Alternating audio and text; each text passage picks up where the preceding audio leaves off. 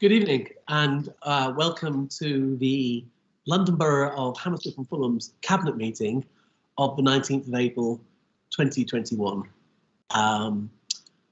As we speak, we have, I think, just been over a week where we've moved out of the most stringent. And so I'll talk a little bit about that, crack on with the busy agenda.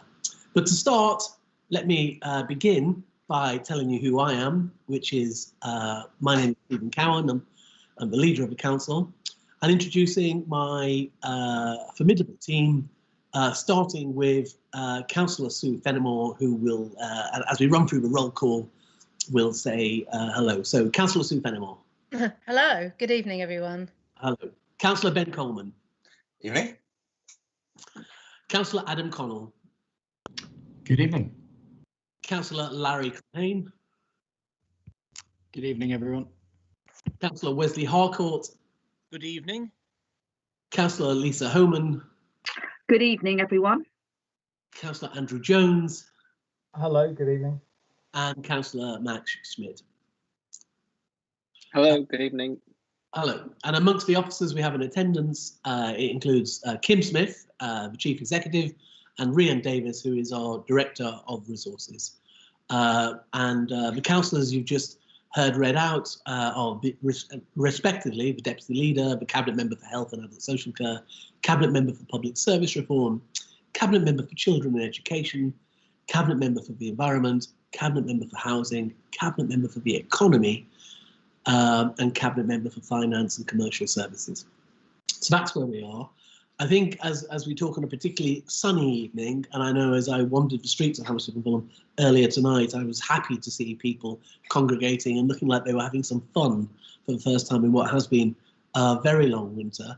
I would caution, I'm sorry to do that, but I would caution some continuation of the safety measures, including wearing a mask, keeping socially distanced and washing your hands. Indeed, one of the officers who I was talking to only a couple of hours ago was telling me how he had recently travelled on a train into London and half the carriage were people not wearing masks.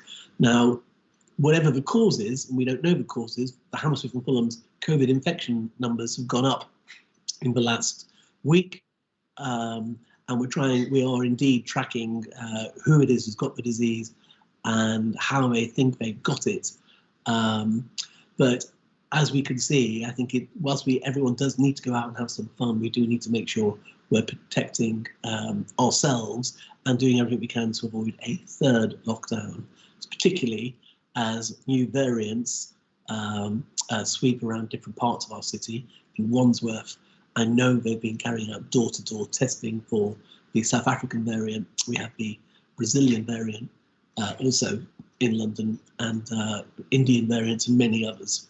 So we need to remain vigilant, and it would be remiss of me not to begin this public meeting without reminding everybody of the situation, thanking people for the sacrifices they've made over the last 12 months and longer, and hoping people have fun, but making sure we keep ourselves and those we love safe and avoid the chance of another lockdown in just a few months' time.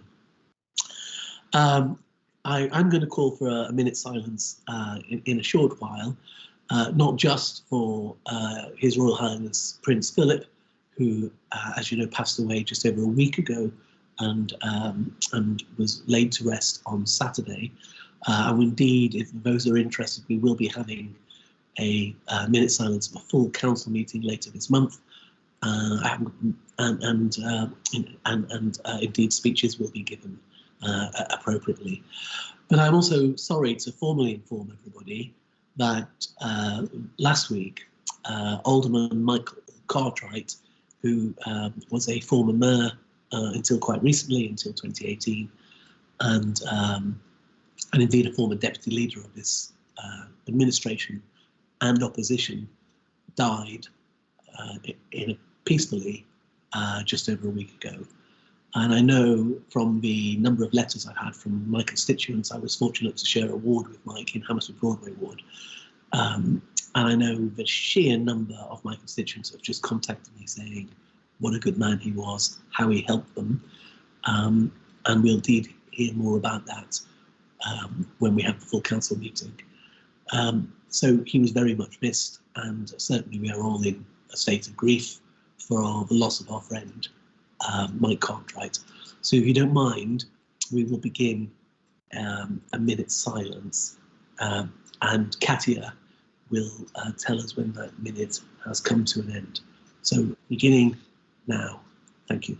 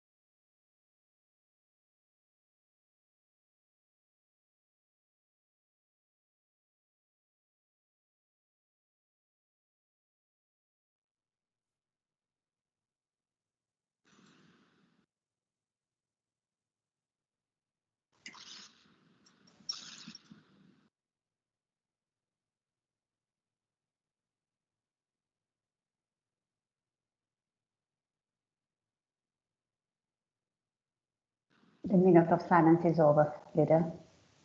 Thank you very much, Katia.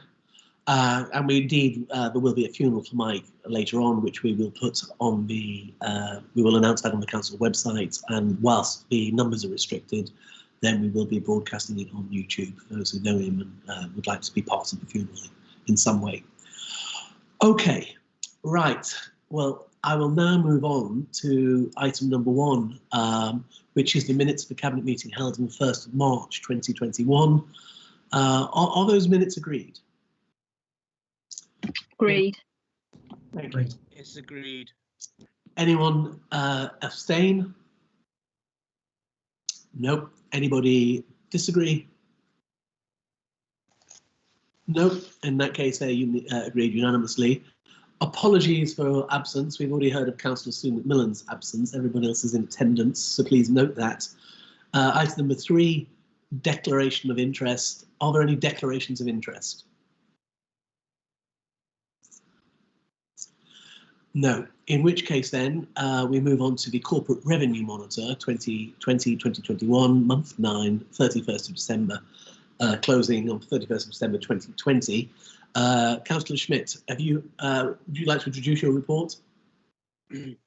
Yes, thank you, Leader. I'll be brief. But as we've tracked these reports through the year, we'll have noticed that this report shows the best position that we've had all year. If you put aside COVID costs and look at our non-COVID costs, we're projecting now an underspend for this year, which is an enormous achievement when officers have been spending so much time trying to, at the same time, battle the pandemic. And that's good work across all departments as well as the finance function. So I'd like to pay tribute to everyone who's been involved in that. And even looking at COVID costs, officers still have plans to see if they to close the gap completely and have an underspend this year, which would be a remarkable achievement in light of everything that's happened. So I'll leave it there unless there's any questions, Leader. But I just wanted to thank all officers across the council for their work on this.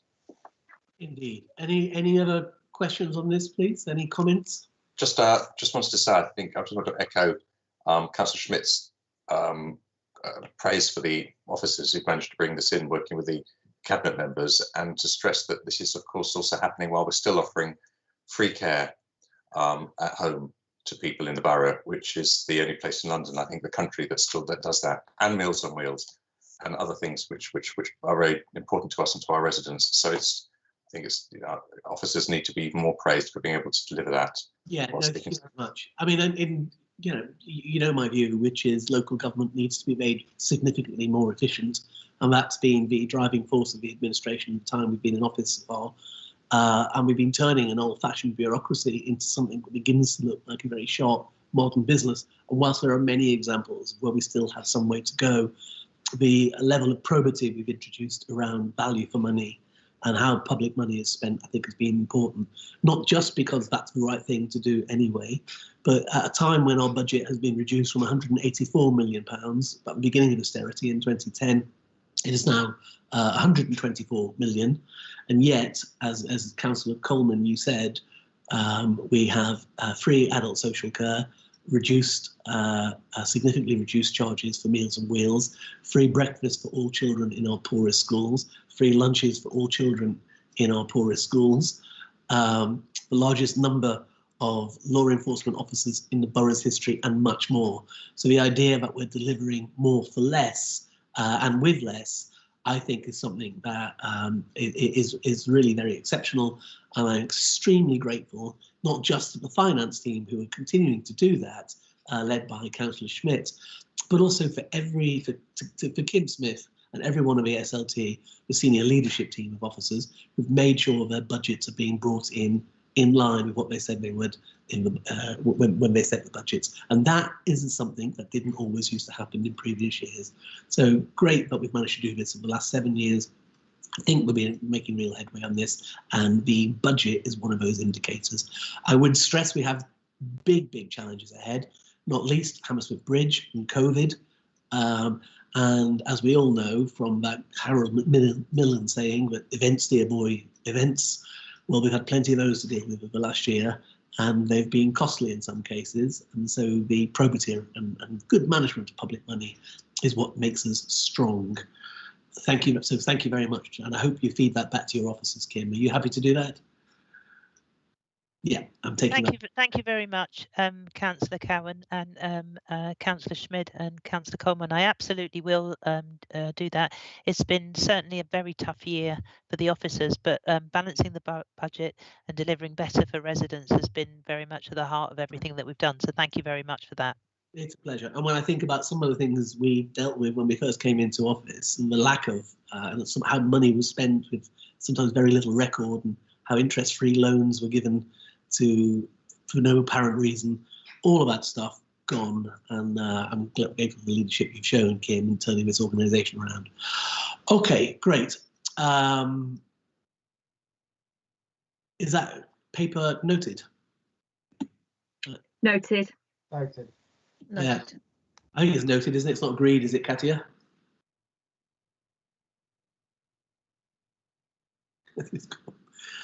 Okay, so that paper is noted and agreed. It just says. Sorry, I was on. No, it should be for agreed. Oh, sorry, that paper is agreed. Yeah, agreed. Agreed. Agreed. Agreed. Item number 5 then, approval to commit and draw down section 106 receipts to fund economic development activity financial year. Councillor Jones, would you like to introduce your report? Yes, thank you very much. So this is very important report in terms of our current approach to COVID recovery for the borough's economy. The report talks about the use of Section 106 money, for the very large proportion of it, of the money being spent, around 2 million, on a series of work programmes, and this is money that has to be spent on that, to support both our industrial strategy, which we have inflected in light of COVID and the current context that we're in. So the report sets out the approval for funding for some very important strategies and projects we have in terms of supporting the borough's residents and businesses to recover from the current situation. As you'll see if you look at the report, probably one of the most important elements is at the start of 2020 we had about 4,500 people claiming benefit in the borough in terms of employment, and that number has moved to around 11,000 during the pandemic. There is lots of resource being approved in this report to support skills, retraining and bringing people back into work through the recovery.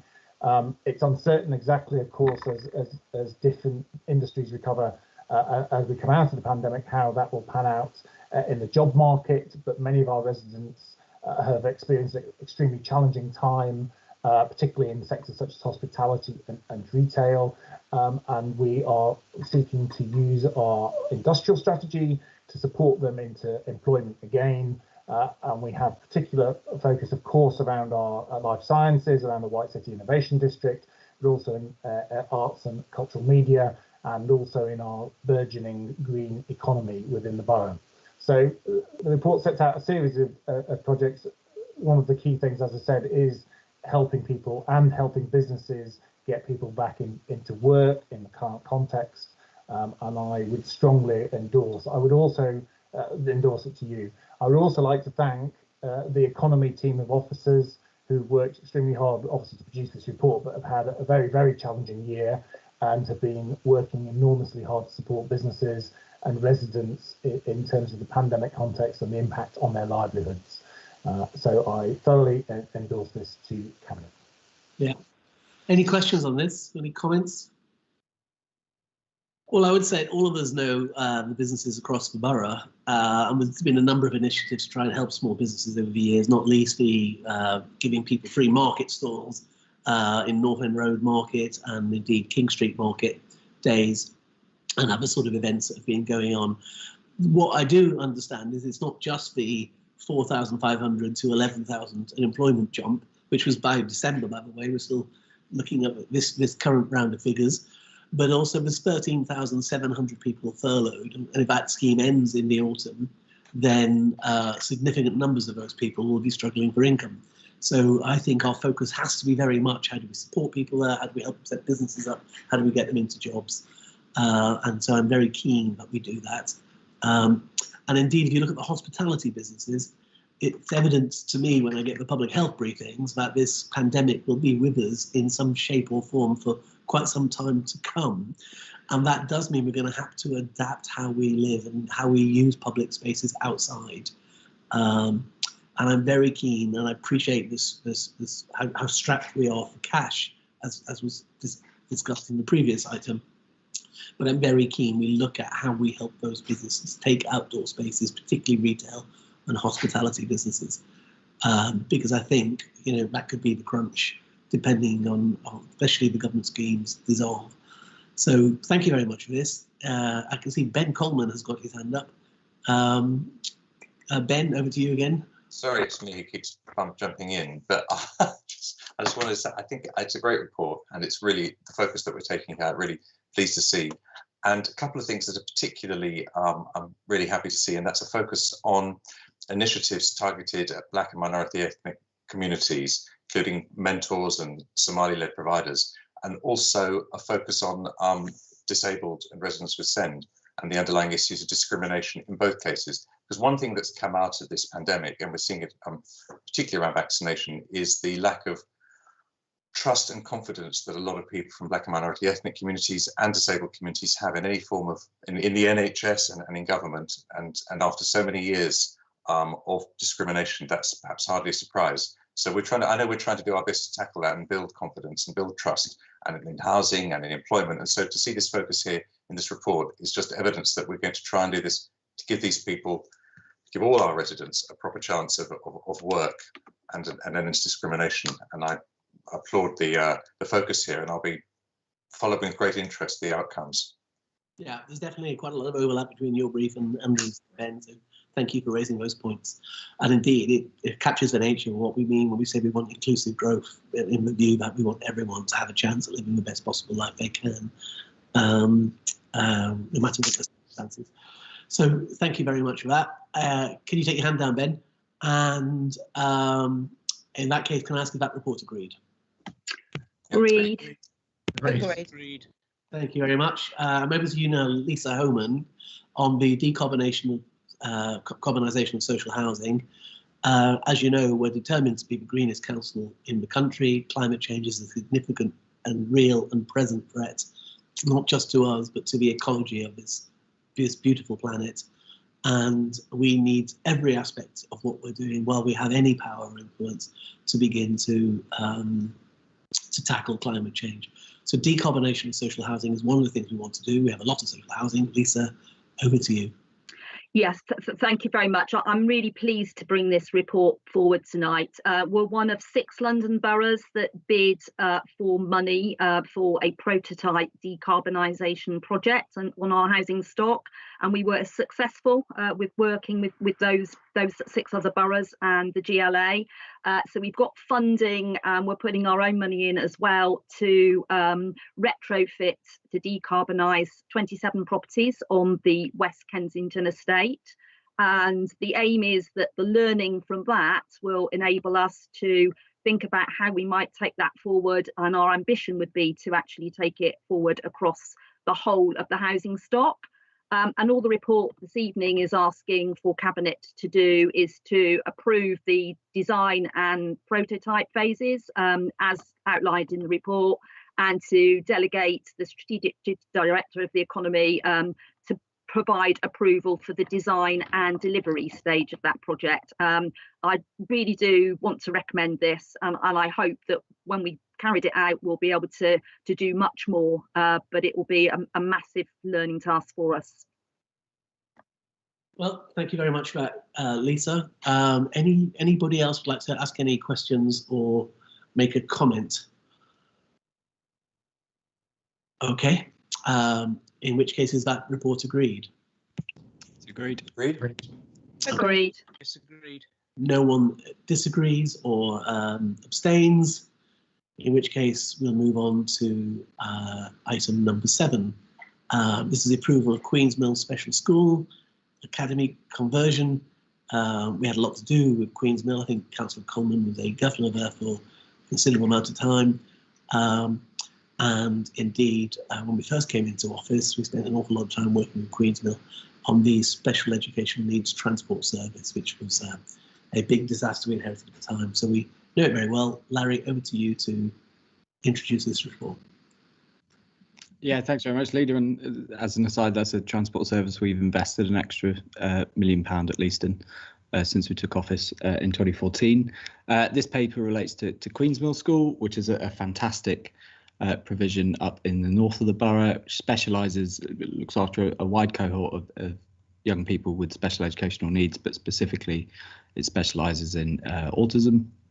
It's a fantastic school, and they've applied to become an academy, which we support because we always trust them to do what they believe is in the best interests of young people. And this paper formally sets out the sort of the terms and conditions of that conversion. You might remember we didn't consider this paper, I think it was the last Cabinet, because with the school there were a few things that we just wanted to iron out to make the transition for them to academy status as seamless as possible, so that when they do convert, they can focus solely on the kids and not having to tie up any loose ends. So there's been a lot of work by officers on our side, a lot of work with people at Queen's Mill and with DfE to make sure that this is a seamless and sort of solid transition, and we wish them all the best for the future.